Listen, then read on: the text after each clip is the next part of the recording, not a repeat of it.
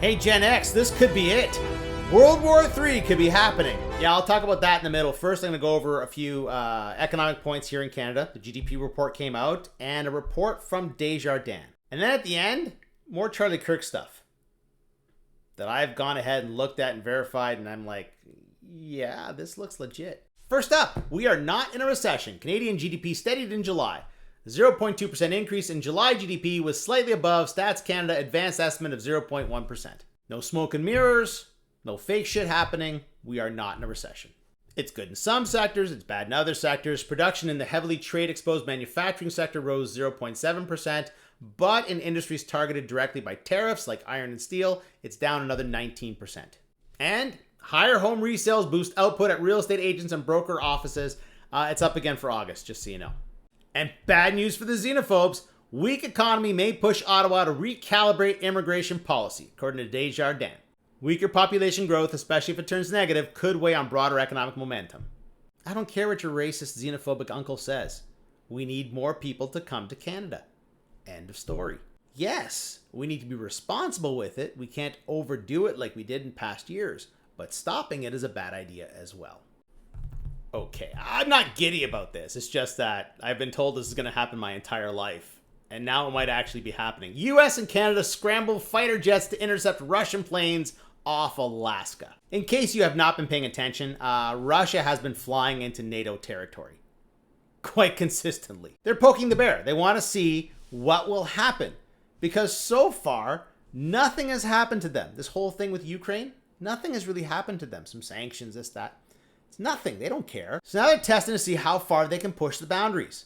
Quite literally. Hegseth orders hundreds of senior military officers to Virginia for highly unusual meeting. 800 or so generals and admirals have been called to Virginia. And the speculation is running wild. Some are saying this is about Donald Trump and trying to find who's loyal to Trump and who's not loyal to Trump. But given all these incursions into NATO territory, I think it's about that. Look, the intelligent thing would be to make it about that. The intelligent thing would be to call in these generals and say, hey, listen, we're on the brink of war here. Just prepare yourselves. The dumb thing to do would be to eject generals and admirals that are not loyal to Donald Trump. Given what's happening in the United States at the moment, everything is on the table.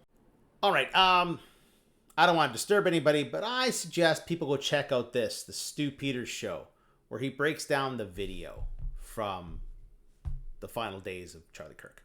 Look, we know the official story is a lie because no one has magical miracle bones. That's the official story on Charlie Kirk and where the bullet went. That he had magical miracle bones. So everyone's doing their investigations, breaking down the video, trying to figure out, where the bullet went in, where the bullet came out, where the bullet came from. And on this show, they break down the video and they're saying it came from the microphone right there. Yeah, I have the video stored as well. So I stepped through the video very slowly and he makes a valid point. Whatever went through Charlie's neck came from that microphone. You can see it when you step through the video, frame by frame. Everyone wants answers because the answers out there just don't jive with reality. They don't jive with what you see with your own eyes. Now I'm going to start with some allegations. You may remember this from last year, how Israel built a modern-day Trojan horse, exploding pagers. Remember that?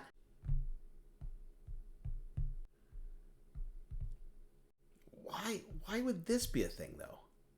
I thought he liked Israel.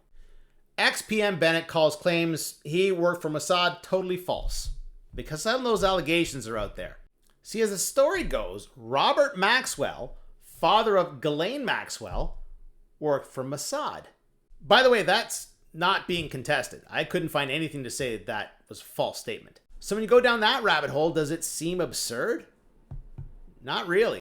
Put that together with this, and what your eyes tell you when you look at this frame by frame. Look, here's one thing that is absolutely true when you look at this frame by frame. Whatever went through Charlie's neck came from down here and went this way. Not from someone on a rooftop shooting down. Ever since Kash Patel became director of the FBI, everything the FBI has said has been bullshit. Sorry. I'm going to believe my eyes on this one.